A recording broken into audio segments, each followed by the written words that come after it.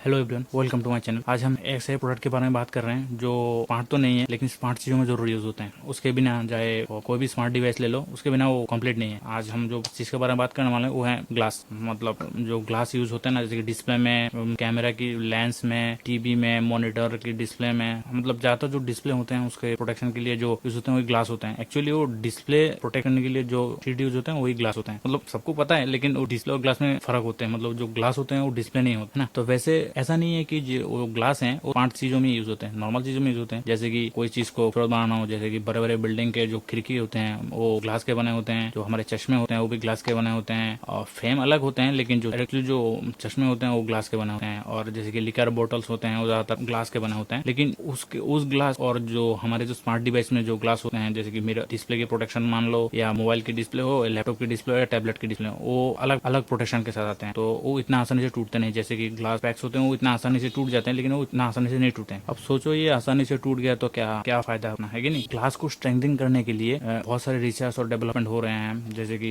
बहुत सारे कंपनी अलग अलग तरीके ग्लास को तरीका यूज करके ग्लास को स्ट्रेंथ देने की कोशिश कर रहे हैं। वैसे भी वो अभी तक परफेक्ट नहीं है, लेकिन नियर टू परफेक्ट है। मतलब नॉर्मल ग्लास की तरह इतना फ्रेजाइल नहीं है, थोड़ा बहुत वो स्ट्रेस तो ले ही सकना। तो फिर ग्लास आपको पता ही है, जो नॉर्मली जो हम लोग ग्लासेस यूज करते हैं, जैसे कि मोबाइल का डिस्प्ले हो या लैपटॉप या टैबलेट की डिस्प्ले हो, वो किसी प्रोटेक्शन के साथ आते हैं। प्रोटेक्शन के साथ आते हैं, फिर भी वो उसमें स्क्रैच होते हैं, कभी कभार गिरने से टूट भी जाते हैं। और आप सर्विस सेंटर गए होंगे तो आपको पता चल ही जाएगा होगा कि डिस्प्ले का रिपेयरिंग कॉस्ट है वो जनरली कितने होते हैं। मान लो आपका फोन है वो 10 या 12 हजार का हुआ और आपका डिस्प्ले टूट गया और सर्विस सेंटर में गया रिप्लेस करने के लिए, जो आपका बिल है, जो बिल आया जो डिस्प्ले रिप्लेसमेंट का, वो 4 से 5 हजार आ गया, है कि नहीं। तो पता चलेगा कि स्ट्रेंथनिंग और होना जरूरी था बचाने के लिए। फिर भी थोड़ा बहुत एक्सीडेंट हो ही जाते हैं। उसको जनरली जो ग्लास स्ट्रेंथनिंग करने का जो तरीका होता है, जो फंडामेंटल तरीका होता है, वो है आयोनिंग करना। आयोनिंग का मतलब जो ग्लासेस होते हैं वो सोडियम से बने होते हैं, सोडियम आयन से बने होते हैं, सोडियम की मॉलिक्यूलर से बने होते हैं। जनरली जो ग्लासेस होते हैं वो सोडियम आयन से बने होते हैं, है ना। तो सोडियम आयन की जो ग्लासेस होते हैं उसको पोटेशियम के जो लिक्विड है उसमें डुबाया जाता है। जो मतलब वहाँ पे डुबाने के बाद को 400 डिग्री सेल्सियस में उसको हीट किया जाता है। I mean 400 degree around 750 Fahrenheit temperature में उसको बॉइलिंग किया जाता है। उस बॉइलिंग के दौरान जो सोडियम आयन है वो रिप्लेस हो जाते हैं पोटेशियम आयन से। अब sodium ion potassium ion replace होने से क्या होता है कि सोडियम आयन जो मॉलिक्यूलर है वो कंपेरेटिवली छोटा होता है पोटेशियम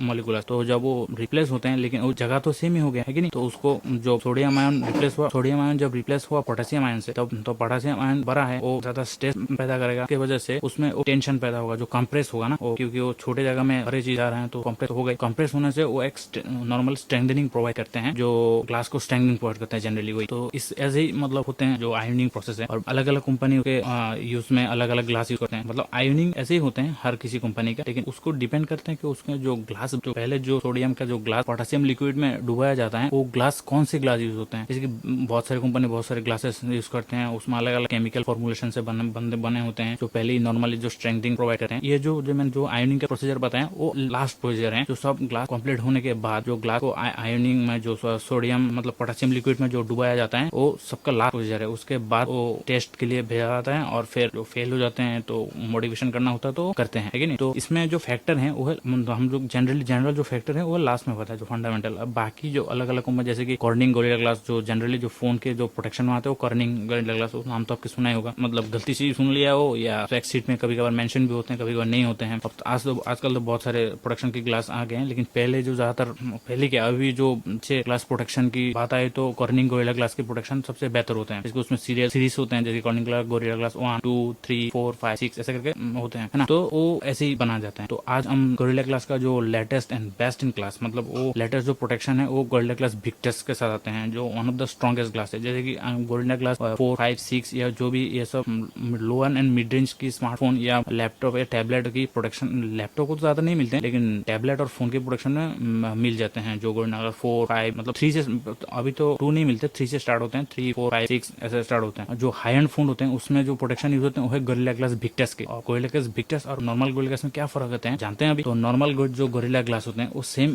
प्रोसीजर में बनते हैं, मतलब जो गोरिल्ला ग्लास विक्टस होते हैं वो सेम प्रोसीजर में बनते हैं, लेकिन उसमें डिफरेंस ये होते हैं कि जो आयोनिंग का प्रोसेस है उसको रिपीटेड किया जाता है। जैसे कि नॉर्मली जो गोरिल्ला ग्लास की 1 2 या 3 जिसमें ग्लास को पोटेशियम लिक्विड में डुबाया जाता है और 400 डिग्री सेल्सियस में बॉइलिंग किया जाता है, वो सेम प्रोसीजर रिपीट किया जाता है 2 बार, या मतलब जब तक कंपनी को सेटिस्फाइड ना हो कि वो उस स्ट्रेंथनिंग जो प्रोवाइड कर रहे हैं वो प्रोवाइड कर रहे हैं कि नहीं, क्योंकि उसके बाद टेस्ट भी होते हैं। ऐसे नहीं कि बन के सीधा फोन या स्मार्टफोन में या किसी भी प्रोडक्ट में लग जाता है, ऐसा नहीं होता है। वो बनने के बाद हर प्रोडक्ट टेस्ट होते हैं, ऐसे ही बनते हैं। जनरली प्रोसेसर सारे सेम है। ग्लास को आयोनिंग को रिपीटेटिव मोड में डाला जाता है, जैसे कि एक बार हो गया, 2 बार हो गया, मतलब ऐसे होते हैं। तो अब टेस्ट की बात करें, जो मतलब जो गोरिल्ला ग्लास की विक्टस की जो स्पेसिफिकेशन कंपनी ने बताया कि वो कैसे होते हैं, कैसे प्रोटेक्शन देते हैं, उसके बारे में बात करते हैं। कॉर्निंग गोरिल्ला ग्लास का जो विक्टस है वो 2 मीटर की ड्रॉप टेस्ट में ड्रॉप टेस्ट किया जाता है। अराउंड 6 फीट से थोड़ा ज्यादा होते हैं, 2 मीटर फीट की बता रहा था।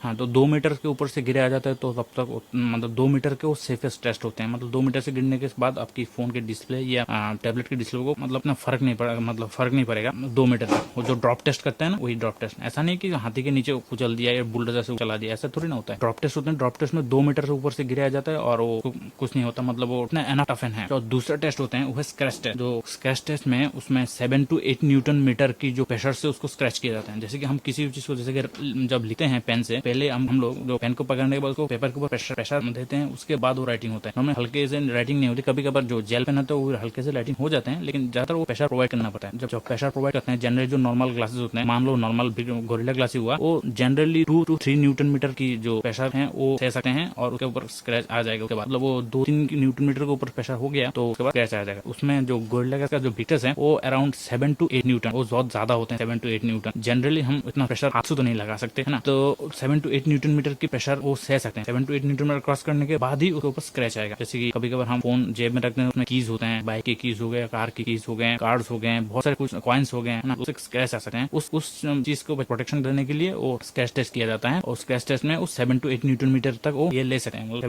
7 to 8 न्यूटन प्रेशर वो ले सकते हैं स्क्रैच टेस्ट। अब जो तीसरा टेस्ट है वो है फोर्स टेस्ट, मतलब उसके ऊपर कितना वजन रखने से वो टूट जाएगा। जैसे किसी भी चीज के ऊपर वेट लिमिट होता है कि आप किसी चीज के ऊपर कितना वेट वो ले सकते हैं। जैसे कि आपका भी कोई नॉर्मल कैपेसिटी होगा कि मैं इतना किलो उठा सकता हूँ, जो भी जिम जाते हैं उनको पता होगा कि मैं इतने किलो तक तो ब्रेंच प्रेस मार सकता हूँ, इतना किलो तक मैं डंबल मार सकता हूँ, है कि नहीं। तो मतलब उसका कैपेसिटी होता है। तो वैसे भी ग्लासेस, उस ग्लासेस या किसी भी चीज का कैपेसिटी होता है कितना वजन वो सह सकते हैं, उसके बाद वो टूट जाएगा। तो जनरली जो नॉर्मल ग्लास होते हैं 18 to 20 या 25 किलो तक वजन वो सह सकते हैं उस ग्लास के ऊपर, ओनली ग्लास, उसमें ग्लास के अंदर कुछ नहीं है, सिर्फ ग्लास के ऊपर। और जो गोरिल्ला ग्लास विक्टस होते हैं वो अराउंड 100 kg के अबव तक वो टेम्पर्ड ले सकते हैं। मतलब जनरली वो 100 kg तक वो कंपनी बताएं कि 100 किलोग्राम तक वो मतलब टफन रह सकते हैं ना। तो 100 किलो क्रॉस करेगा तो ऐसा नहीं कि 100 किलो क्रॉस करने से 1 किलो या 2 किलो हो गया तो तुरंत टूट जाएगा, ऐसा नहीं है। 100 किलो क्रॉस करने के बाद टूटने की चांसेस ज्यादा है, ऐसा नहीं कि टूट जाएगा। मतलब कोई भी जो यहाँ पे टेस्ट की नंबर बता रहे हैं वो ऐसा एग्जैक्ट नंबर नहीं है, थोड़ा बहुत इधर उधर तो हो ही सकते हैं। जैसे कि अभी हम लोग बात करें कि 2 मीटर से गिरने के बाद कुछ नहीं होगा, जैसे ड्रॉप टेस्ट में कभी कभार 2.5 मीटर या 3 मीटर से गिरने के बाद भी कुछ नहीं होता। ऐसा नहीं है कि 2 मीटर से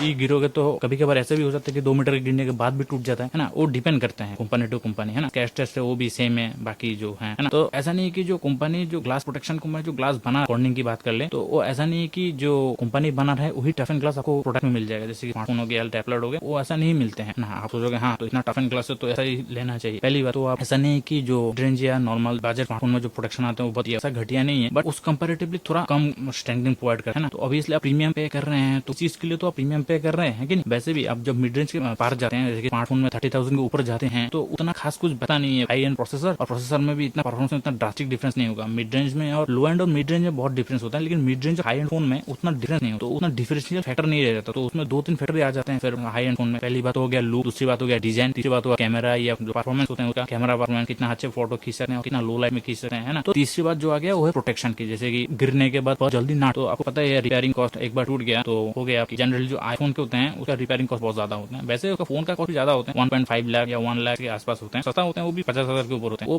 बड़ी बात नहीं है। जब रिपेयर करने जाओगे ना एप्पल की जो सेंटर में, ज्यादातर जो एप्पल की सर्विस सेंटर होते हैं वहाँ पे आपका 10-20 हजार का तो डिस्प्ले का चुना ही लगा देगा कि भाई साहब को प्ले करने में 15 से 20 हजार लग ही जाएगा। ऐसे होते हैं ना। तो इसीलिए ग्लास को जो टफन करना जरूरी है। और ग्लास डिजाइन को प्रीमियम डिजाइन भी किया जाता है। जैसे कि नॉर्मल जो लो एंड और हाई एंड फोन में जो डिस्प्ले होते हैं वही ग्लास का होते हैं, बाकी सब प्लास्टिक होते हैं। कभी कभार गलती से फ्रेम मेटल दे दिया तो बैक में प्लास्टिक हो जाता है। तो हाई एंड फोन में ऐसा नहीं होता। हाई एंड फोन में जो सामने होते हैं वो भी ग्लास होते हैं, जो फोन के पीछे होते हैं वो भी ग्लास होते हैं, और जो फ्रेम और जो बिल्ड क्वालिटी पूरा मेटल का बना होता है ना। तो उसमें डबल ग्लास यूज होते हैं, उसको प्रोटेक्शन की ज्यादा जरूरत पड़ती है। तो इसीलिए हाई एंड फोन में हाई एंड प्रोटेक्शन यूज होते हैं। ऐसा नहीं कि नॉर्मल प्रोटेक्शन खराब, ऐसा नहीं है। एंड में बात करें तो आपको क्या high and processor, high and टफन glass के लिए जाना चाहिए कि नहीं चाहिए। वैसे आप एफोर्ड कर सकते हैं, जरूर जा सकते हैं। मतलब ऐसा नहीं कि आप टफन ग्लास ले लिया तो ऐसा नहीं कि इतने मीटर से, जैसे कि हमने बताया 2 मीटर से गिरने के बाद कुछ नहीं होगा, 4 से 8 न्यूटन मीटर तक स्क्रैच तो कर सकते हैं और 100 किलो तक वो वजन सह सकते हैं। वैसे इसको फोन के ऊपर चढ़ के नहीं बैठना है ना। आपका खुद का किलो नहीं होगा, खुद का वजन नहीं होगा, 90 या 95 किलो होगा। 100 किलो के ऊपर चल गया तो वैसे फोन के ऊपर चढ़ के बैठना नहीं है। तो इसीलिए 100 किलो तक वो वजन ले सकते। तो ऐसा नहीं कि वो 100 किलो ही ले सकते हैं, कभी कभार 50 किलो भी टूट जाते हैं। बी केयरफुल, संभल के कि, और दूसरी बात जो कंपनी समटाइम यूज करते हैं, जो ग्लास के जो प्रोटेक्शन होते हैं वो एक नॉर्मल थिकनेस होते हैं, जैसे कि नॉर्मल कितने थिकनेस में वो उतना स्ट्रेंथ प्रोवाइड कर सकें। तो जनरली कभी कभार क्या होते हैं, जो कंपनी को डिजाइन चाहिए या उनको फोन को हल्का और पतला बनाने के लिए वो थोड़ा ग्लास का जो